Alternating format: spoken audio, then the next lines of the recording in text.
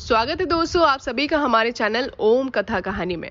आज हम इस वीडियो के माध्यम से इंदिरा एकादशी के व्रत के बारे में, उसका महत्व क्या है, पूजा विधि क्या है तथा इंदिरा एकादशी की कथा सुनेंगे। तो आइए जानते हैं इंदिरा एकादशी के महत्व के बारे में। पितृपक्ष में पड़ने वाले एकादशी के व्रत को इंदिरा एकादशी कहा जाता है। यह व्रत बहुत ही खास माना जाता है। इंदिरा एकादशी का व्रत आश्विन मास के कृष्ण पक्ष की एकादशी को मनाया जाता है। मान्यताओं के अनुसार पितरों की मोक्ष प्राप्ति करने के लिए यह व्रत किया जाता है। महाभारत में इस व्रत का जिक्र किया गया है। इस व्रत के महत्व के बारे में स्वयं श्री कृष्ण भगवान ने धर्मराज युधिष्ठिर को बताया है। पुराणों में इस बात के बारे में बताया गया है कि इस व्रत को करने से लोगों को यमलोक से मुक्ति मिल जाती है। इस व्रत के प्रभाव से लोगों को यमलोक की यातना का सामना नहीं करना पड़ता। श्राद्ध पक्ष में आने वाली इस एकादशी का पुण्य अगर पितृगणों को दिया जाए तो नरक में गए पितृगण भी नरक से मुक्त होकर स्वर्ग चले जाते हैं। इस विषय में पुराणों में एक रोचक कथा मिलती है। तो आइए जानते हैं कि इंदिरा एकादशी व्रत की पूजा विधि क्या है। पद्म पुराण के अनुसार जो भी भक्त व्रत रखना चाहते हैं तो वह एकादशी के दिन ब्रह्म मुहूर्त में उठकर स्नान वगैरह से निवृत्त होने के बाद व्रत करने का संकल्प लें। पितरों को याद करते हुए भगवान विष्णु की तस्वीर पर गंगा जल, पुष्प, रोली और अक्षत की छींटे दें। धूप घी से उनकी आरती उतारें और आरती गाएं। भगवान विष्णु को तुलसी बहुत प्रिय है, इसलिए उनके भोग में तुलसी का प्रयोग जरूर करें। आरती के बाद विष्णु सहस्त्रनाम का पाठ करना चाहिए। फिर पितरों के नाम का श्राद्ध करें और ब्राह्मणों को दक्षिणा दें। भगवान विष्णु से पितरों के लिए माफी मांग लीजिए। तो आइए जानते हैं कि इंदिरा एकादशी की व्रत कथा क्या है। भगवान श्री कृष्ण की भक्ति से भाव विह्वल होकर अर्जुन ने कहा, हे प्रभु, अब आप कृपा कर आश्विन माह की कृष्ण पक्ष की एकादशी की कथा को कहिए। इस एकादशी का क्या नाम है तथा इसका व्रत करने से कौन सा फल मिलता है, कृपा कर विधान पूर्वक कहिए। भगवान श्री कृष्ण ने अर्जुन से कहा, हे धनुर्धर, आश्विन माह की कृष्ण पक्ष की एकादशी का नाम इंदिरा है। इस एकादशी का व्रत करने से सभी पाप नष्ट हो जाते हैं। नरक में गए हुए पितरों का उद्धार हो जाता है। हे अर्जुन, इस एकादशी की कथा के श्रवण मात्र से ही मनुष्य को अनंत फल की प्राप्ति होती है।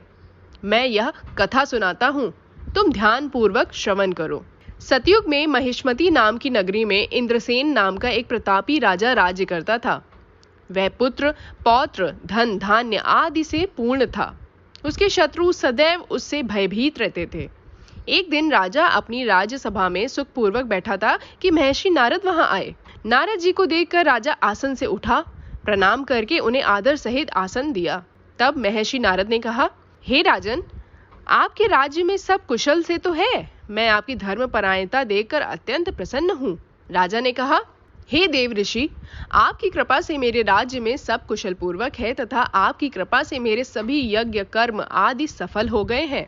हे महर्षि, अब आप कृपा कर यह बताएं कि आपका यहाँ आगमन किस प्रयोजन से हुआ है। मैं आपकी क्या सेवा करूं? महर्षि नारद ने कहा, मुझे एक महान विस्मय हो रहा है कि एक बार जब मैं ब्रह्मलोक से यमलोक गया था तब मैंने यमराज की सभा में तुम्हारे पिता को बैठे देखा।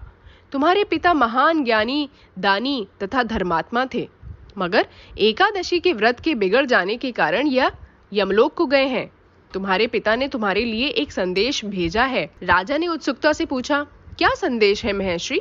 कृपा कर यथाशीघ्र कहें। राजन, तुम्हारे पिता ने कहा है कि महर्षि, आप मेरे पुत्र इंद्रसेन, जो कि महिष्मती नगरी का राजा है, के पास जाकर एक संदेश देने की कृपा करें कि मेरे किसी पूर्व जन्म के बुरे कर्म के कारण ही मुझे यह लोक मिला है। यदि मेरा पुत्र आश्विन माह की कृष्ण पक्ष की इंदिरा एकादशी का व्रत करे और उस व्रत के फल को मुझे दे दे तो मेरी मुक्ति हो जाए, मैं भी इस लोक से छूटकर स्वर्ग लोक में वास करूं। इंद्रसेन को अपने पिता के यमलोक में पड़े होने की बात सुनकर महान दुख हुआ और उसने नारद से कहा, हे नारद जी, यह तो बड़े दुख का समाचार है कि मेरे पिता यमलोक में पड़े हैं। मैं उनकी मुक्ति का उपाय अवश्य करूंगा। आप मुझे इंदिरा एकादशी व्रत का विधान बताने की कृपा करें। नारद जी ने कहा, हे राजन, आश्विन माह की कृष्ण पक्ष की दशमी के दिन प्रातः काल श्रद्धा पूर्वक स्नान करना चाहिए। इसके उपरांत दोपहर को भी स्नान करना चाहिए। उस समय जल से निकलकर श्रद्धा पूर्वक पितरों का श्राद्ध करें और उस दिन एक समय भोजन करें और रात्रि को पृथ्वी पर शयन करें। इसके दूसरे दिन अर्थात एकादशी के दिन नित्य कर्मों से निवृत्त होकर स्नान आदि के उपरांत भक्ति पूर्वक व्रत को धारण करें और इस प्रकार संकल्प करें, मैं आज निराहार रहूंगा और सभी भोगों का त्याग कर दूंगा। इसके उपरांत अगले दिन भोजन करूंगा। हे ईश्वर, आप मेरी रक्षा करने वाले हैं, आप मेरे उपवास को संपूर्ण कराइए। इस प्रकार आचरण करके दोपहर को शालिग्राम जी की प्रतिमा को स्थापित करें और ब्राह्मण को बुलाकर भोजन कराएं तथा दक्षिणा दें। भोजन का कुछ हिस्सा गाय को अवश्य दें और भगवान विष्णु को धूप, नैवेद्य आदि से पूजन करें तथा रात्रि को जागरण करें। तदुपरांत द्वादशी के दिन मौन रहकर बंधु बांधवों सहित भोजन करें। हे राजन, यह इंदिरा एकादशी के व्रत की विधि है। यदि तुम आलस्य त्याग कर इस एकादशी के व्रत को करोगे तो तुम्हारे पिता अवश्य ही स्वर्ग के अधिकारी बन जाएंगे। नारद जी राजा को सब विधान समझाकर आलोप हो गए। राजा ने इंदिरा एकादशी के आने पर उसका विधान पूर्वक व्रत किया। बंधु बांधवों सहित इस व्रत को करने से आकाश से पुष्पों की वर्षा हुई और राजा के पिता यमलोक से रथ पर चढ़कर स्वर्ग को चले गए। इस एकादशी के प्रभाव से राजा इंद्रसेन भी इहलोक में सुख भोग कर अंत में स्वर्गलोक को गए। भगवान श्री कृष्ण ने कहा, हे सखा, यह मैंने तुम्हारे सामने इंदिरा एकादशी के महात्म्य का वर्णन किया है। इस कथा के पढ़ने व सुनने मात्र से ही सभी पापों का शमन हो जाता है और अंत में मनुष्य स्वर्गलोक को अधिकारी बन जाता है। कथा के सार के अनुसार मनुष्य जो भी प्रण करे उसे चाहिए कि वह उसको तन मन धन से पूरा करे। किसी भी कार्य का प्रण करके उसे तोड़ना नहीं चाहिए।